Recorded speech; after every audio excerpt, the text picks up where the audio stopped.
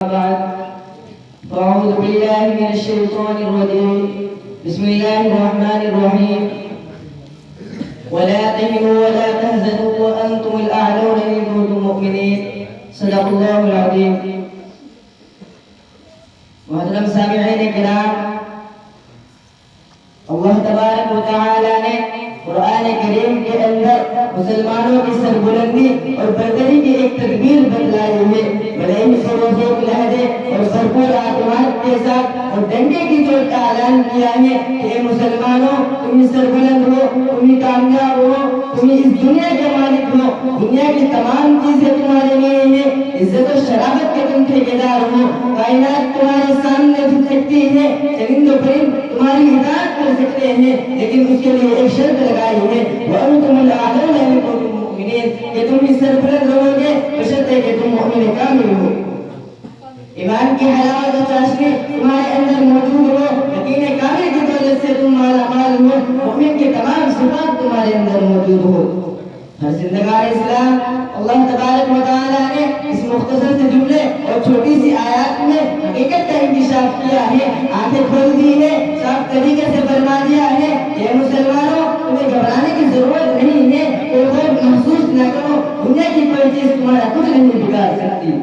شیر تم سے ڈر سکتے ہیں، چیتے تم سے کپا سکتے ہیں، یہاں تک کہ دنیا کی بڑی سے بڑی چیز تمہارے غلام بن سکتی ہے، لیکن اس کے لیے ایک شرط لگا دی ہے. اگر ایمان و ایمان کی باتیں بہاری نے تمہارے قلوب میں گلشن پیدا کر دیا ہو، ایمانی صفات دینی خصوصیات کے تم حامل ہو، لیکن میرے دوستو آج کا انسان یہ تو چاہتا ہے کہ دنیا اس کے آگے جھک جائے، جس چیز کو وہ چھوئے تو وہ سونا بن جائے، اس کے مقابلے میں اکیلا کافی رہے، اس کی عزت و شرافت کو دنیا سلام کرے، لیکن وہ بھول جاتا ہے کہ اس کو یہ عظمت اور رفعت اسی وقت حاصل ہو سکتی ہے جبکہ خدا کی غلامی کرے اور خون کے بھوکوں کو پاش کر کے ایک حقیقی فرما روا کا پرستار ہو. چڑھتے سورج کی پوجا چھوڑ کر موجود حقیقی کی بارگاہ میں سجدہ ریز ہو، اس کو یہ مقام و مرتبہ تبھی حاصل ہو سکتا ہے جبکہ اس کی ہر چیز اللہ تبارک و تعالی کی ہو جائے. شیخ سعدی نے شخص کو دیکھا تو شیر پر بیٹھا ہوا ہے، ڈنڈا اس کے ہاتھ میں ہے اور شیر کا کان ایسا رہا ہے، اس کو جدھر چاہتا ہے چلاتا ہے، شیر بلا چلا اس کی تابعداری کر رہا ہے، اس کے آگے آگے چل رہا ہے.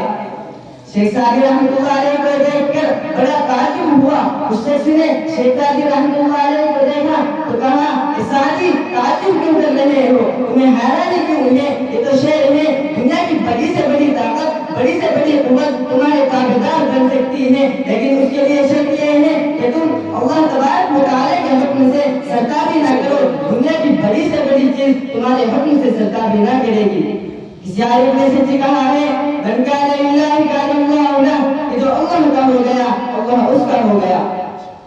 محترم سامعین کرام، یہ حقیقت ان سے روشن کی طرح آیا ہے کہ آج ہمیں اپنے ایمان کا بھی پاس و لحاظ نہیں رہا، صرف نام کے مسلمان باقی رہ گئے ہیں، مسلمانوں کی صفات تک باقی نہیں رہی، وہ جوش ہمت، وہ جذبہ اطاعت، وہ اخلاص و ملانیت نہیں ہے. کفر ہمارے اوپر استحا ہے، باطل ہم پر بند نظر ہے، لیکن ہم میں جو خدا کو فراموش کیے بیٹھے ہوئے ہیں. ایک وہ بھی مسلمان تھے جبکہ مدائن فتح کرنے کے لیے گئے تو راستے میں سمندر پڑ گیا، مشورہ کیا کہ اب کیا کرنا چاہیے. مسلمانوں کی ایمانی قوت اور دین کے پرجوش بلبلے نے کہا کہ ایمان کی قوت کے سامنے سمندر کیا چیز ہے، ہم اسی میں گھوڑے ڈال دیں گے. چنانچہ مجاہدین اسلام نے صحابہ کرام کی مقدس جماعت نے سمندر میں گھوڑے ڈال دیے اور اس طرح باتیں کر کے گزر گئے جیسا کہ خشکی پر سے گزر رہے ہو اور پورا سمندر عبور کر گئے. کافروں نے جب یہ حالت دیکھی تو سب کے سب کہتے ہوئے بھاگ کھڑے ہوئے کہ دیوانے آمدن کہ درو آ گئے. اسی طرح مجاہدین اسلام کو فتح حاصل ہوئی. میں اپنی تقریر کو اشعار کے ساتھ ختم کرتا ہوں کہ دشت تو دشت دریا بھی نہ چھوڑے ہم نے، کہ دشت تو دشت دریا بھی نہ چھوڑے ہم نے، پہلے ظلمات میں دوڑا دیے گھوڑے ہم نے. وآخر دعوانا الحمد للہ رب العالمین.